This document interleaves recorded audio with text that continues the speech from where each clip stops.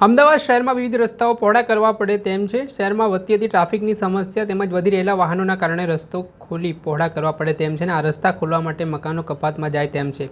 આ કપાતમાં તો મકાન ધારકોને મકાન આપવા પડે તેમ છે, એટલે કે કોર્પોરેટરોને 8767 મકાન આ રસ્તોને પહોળા કરવા માટે આપવા પડશે। અસરગ્રસ્તો મકાન મળે તે માટે પણ કેટલાક નિયમો છે।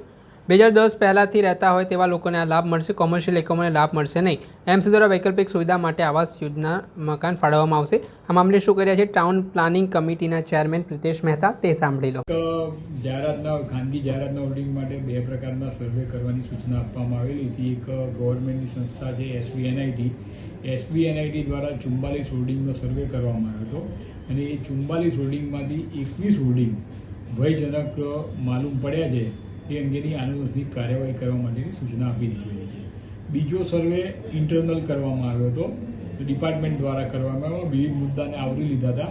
એનો રિપોર્ટ હમણાં જ આવ્યો છે, એની વધુ વિગતો આવે પછી તમને જાણ કરીશું। કેટલા સ્થળો પર એસવીએનઆઈટી દ્વારા સર્વે કરવામાં આવ્યો, તેમાંથી કેટલા હોર્ડિંગ્સ ભયજનક છે અને એમાં શું કાર્યવાહી થશે?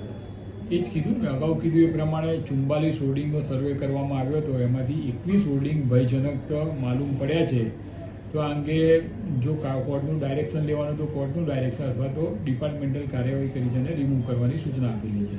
આ જે હોર્ડિંગ છે ભયજનક છે, જેને એજન્સી નીમવામાં આવી છે, એને સ્ટ્રક્ચર સ્ટેબિલિટી રિપોર્ટ આપ્યા છે, તો એની સામે કોઈ કાર્યવાહી થશે? એની પણ સૂચના આપી દેવામાં આવેલી છે કે જે હોર્ડિંગ્સ ભયજનક માલુમ પડ્યા છે તો એના જે સ્ટ્રક્ચર સ્ટેબિલિટી સર્ટિફિકેટ આપે એને નોટિસ આપવાની અને બ્લેકલિસ્ટ કરવા સુધીની કાર્યવાહી કરવાની સૂચના આપેલી છે। એક સંપૂર્ણ અમદાવાદમાં એક સર્વેને વિગત માંગવામાં આવી હતી કે ભાઈ બધા રોડને ખુલવા હોય તો રોડ કપાતમાં જતા મકાનોમાં કેટલા લોકોને વૈકલ્પિક આપવાના થાય છે, તો એ સર્વેનો રિપોર્ટ આવી ગયો, જેમાં લગભગ 8767 લોકોને વૈકલ્પિક મકાનો આપવાના થાય છે।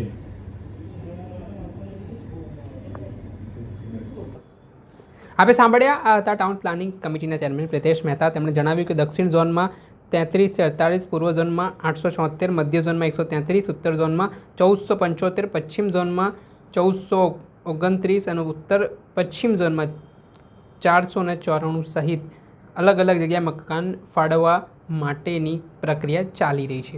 દર્શક મિત્રો, એન કવરેજ ન્યૂઝને આપ લાઇક કરી લો, સબસ્ક્રાઇબ કરી લો અને શેર કરવાનું ભૂલતા નહીં।